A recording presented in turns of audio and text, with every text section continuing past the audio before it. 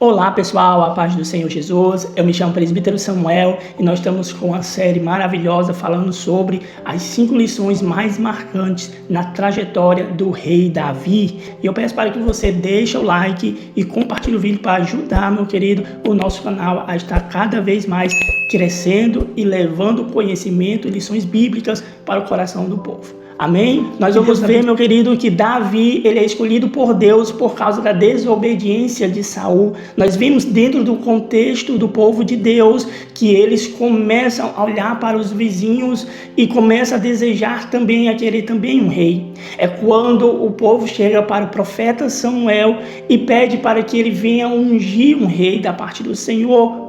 E é aí onde Deus permite o povo escolher Saul por causa da sua aparência. Então Saul começa a reinar sobre Israel. Saul começa bem, mas termina muito mal quando ele começa a desobedecer a ordem expressiva de Deus. Deus havia ordenado para que ele destruísse uma cidade toda e que ele não deveria pegar nenhuma ovelha, nenhuma riqueza, nada daquela cidade, porque aquilo ali era consagrado ao Senhor. E ele resolve pegar as melhores ovelhas daquele lugar para sacrifício, porque na mente de Saul, Deus se agradaria do sacrifício daquelas ovelhas. Porém, essa atitude de Saul fez com que Deus o rejeitasse do trono de Israel, porque Deus prefere a obediência do que sacrifício. A atitude de Saul, meu querido, demonstra que ele está muito mais preocupado em agradar e ter ao seu lado os soldados do que propriamente agradar a Deus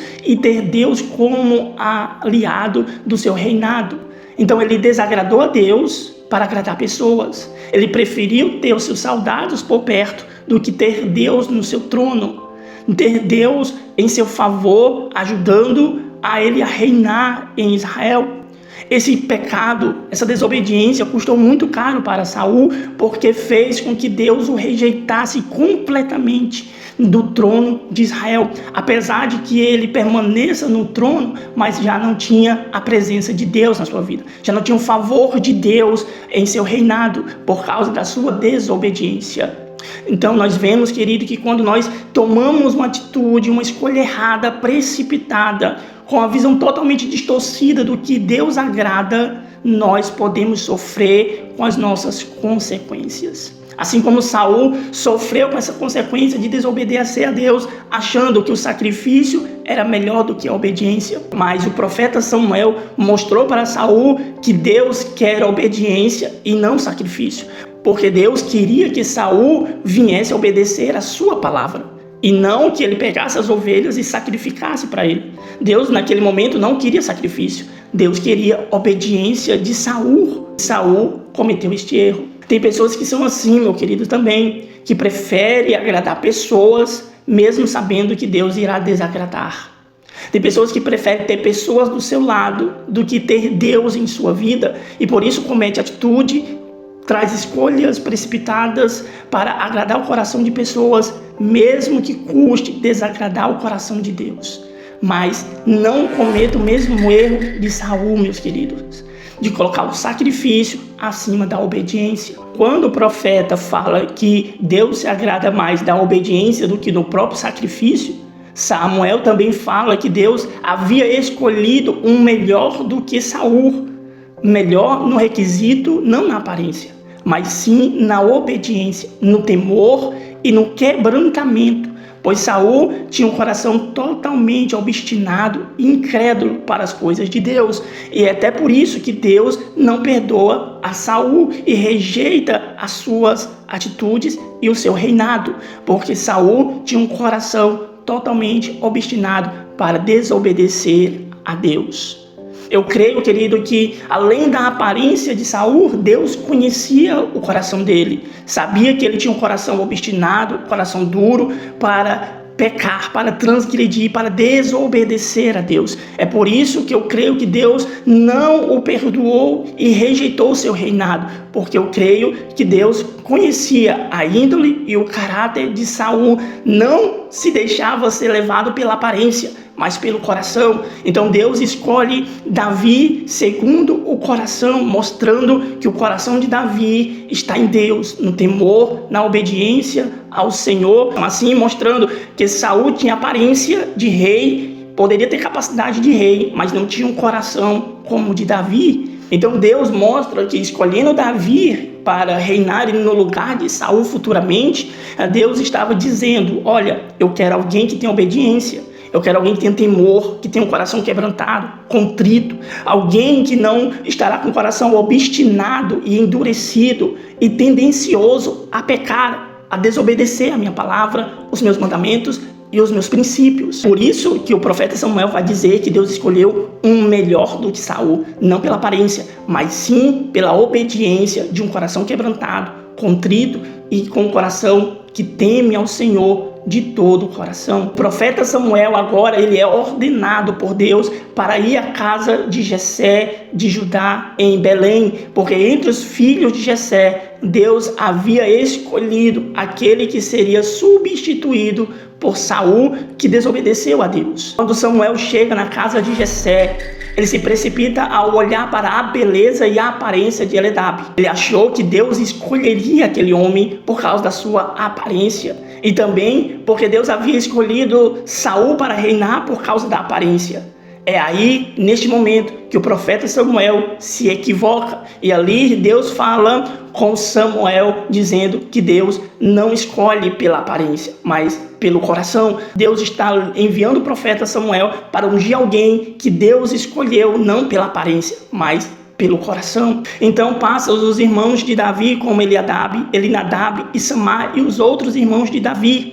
Porém, nenhum havia sido escolhido por Deus, porque o que estava escolhido por Deus não estava entre os seus irmãos, não estava naquele momento na casa de seu pai. Os olhos do profeta Samuel estavam em Eliabe, mas os olhos do Senhor estavam em um jovem pastoreando as ovelhas de seu pai no deserto. Ali, o profeta Samuel não está ali à toa. Deus não errou o alvo, Deus não errou o endereço, a casa. Ali, sobre os filhos de Jessé, sairia um novo rei que substituiria o rei Saul.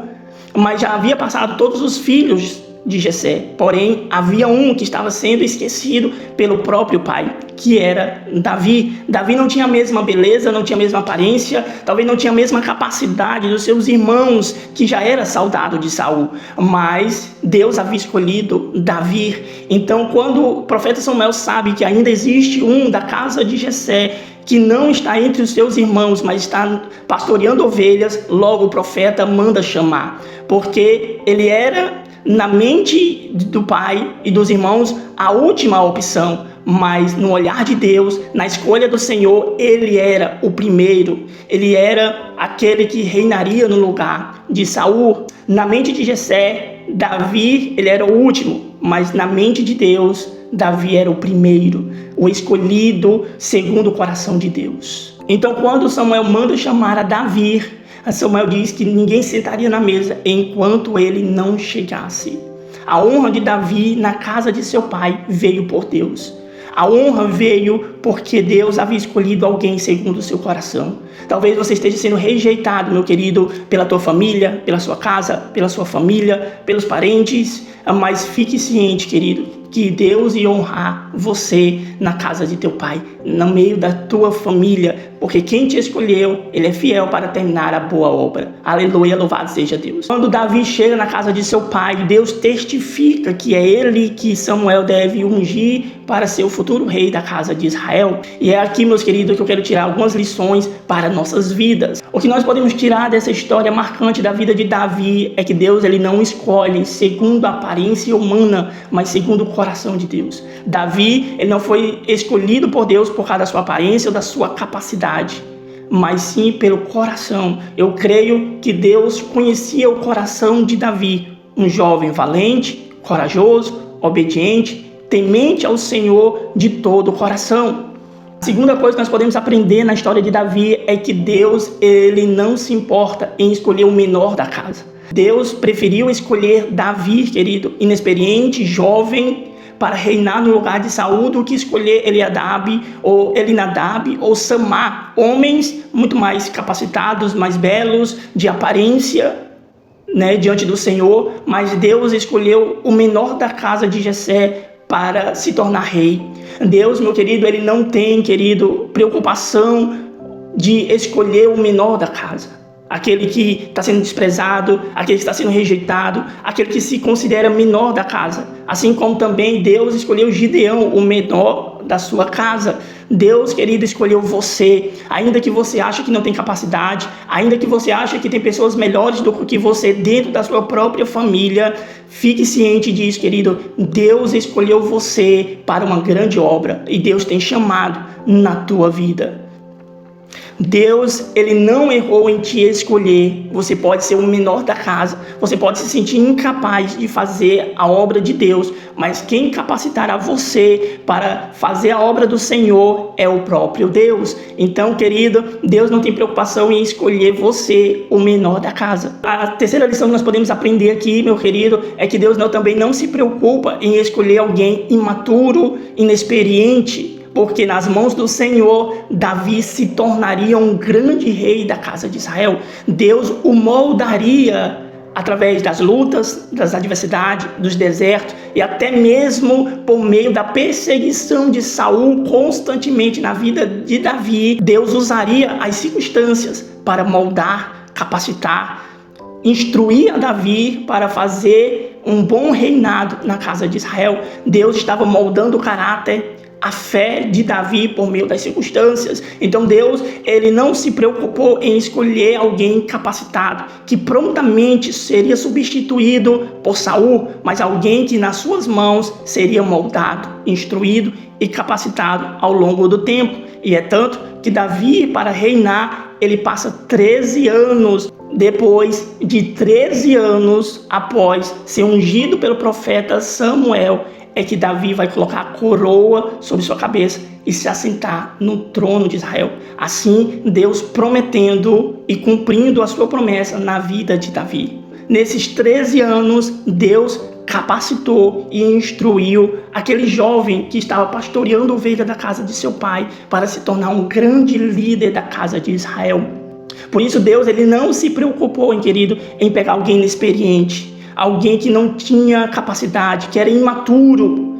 Deus também não se preocupa, querido, em pegar nós na nossa incapacidade, na nossa imaturidade, na nossa inexperiência, porque quem capacita é o Senhor, e Deus usa as nossas adversidades, as circunstâncias, para nos ensinar, nos moldar o nosso caráter, a nossa fé e o amor que nós temos pela obra do Senhor, para então nós realizarmos com excelência segundo o coração de Deus. E a quarta coisa que nós podemos aprender, querido, com essa lição de Davi, é que o anonimato não é esquecimento. Davi estava no anonimato, longe dos olhares de seu pai, de seus irmãos e da sua família, cuidando das ovelhas de seu pai. Mas os olhos do Senhor estavam exatamente em Davi. Anonimato não significa que Deus te esqueceu, mas Deus está te vendo, te capacitando e te instruindo ali no deserto, onde você está cuidando das ovelhas de seu pai. Deus está vendo a tua luta, as tuas guerras, os teus conflitos que você tem enquanto você está pastoreando as ovelhas de seu pai. Aleluia. Deus estava olhando para Davi e contemplando as suas vitórias, as suas conquistas ali, quando Deus deu vitória sobre as garras do urso e sobre a fúria do leão que veio contra Davi. Davi teve vitórias no anonimato, onde somente Deus viu, o acompanhou de perto, porque os olhos do Senhor estavam sobre Davi. Então aprenda isso, meu querido. Anonimato não significa dizer que Deus te esqueceu. Da mesma forma, eu posso usar o exemplo de Mefibosete, a qual estava na terra de Lodebar, e Deus não esqueceu daquele jovem jogado ali, sendo esquecido por muitos, mas não abandonado por Deus. Assim também é na tua vida, querido. Deus irá tirar no tempo certo você do anonimato mas para te honrar, para servir a um grande propósito que Deus tem para a tua vida. Então, se você está no anonimato, não se desanime, meu querido, porque no tempo certo Deus irá te honrar. Não fique triste porque as pessoas não reconhecem o seu valor, porque você não é visto, você não é lembrado por pessoas, mas os olhos do Senhor estão sobre a tua vida, meu querido, e no tempo certo Deus tirará você deste anonimato e você será uma bênção nas mãos do Senhor. Então, querido, não se preocupe com o seu anonimato, onde muitos não vêem a sua batalha, as suas guerras e os seus conflitos, mas certamente Deus está esquadrilhando o teu coração, forjando a tua fé e preparando o teu caráter, querido, vendo cada batalha que você está travando e vencendo no anonimato. Ainda que as pessoas não enxerguem ou não dê valor às suas vitórias, Deus está contemplando e se agradando do teu coração valente, corajoso e cheio de fé no Senhor. Amém? Então, querido, guarda essa palavra, guarda esse ensinamento da parte do Senhor para a tua vida, em nome de Jesus. E se vocês gostaram, meu querido, chegou até aqui, eu peço para que você deixe o teu like, querido, comenta aí o que você achou desta palavra e não esqueça de compartilhar essa mensagem de Deus para mais pessoas. E se inscrevam, pessoal, no nosso canal para que você não perca estas lições pelos quais nós iremos aprender na história e na trajetória do rei Davi. Amém? Que Deus abençoe a sua vida em nome de Jesus.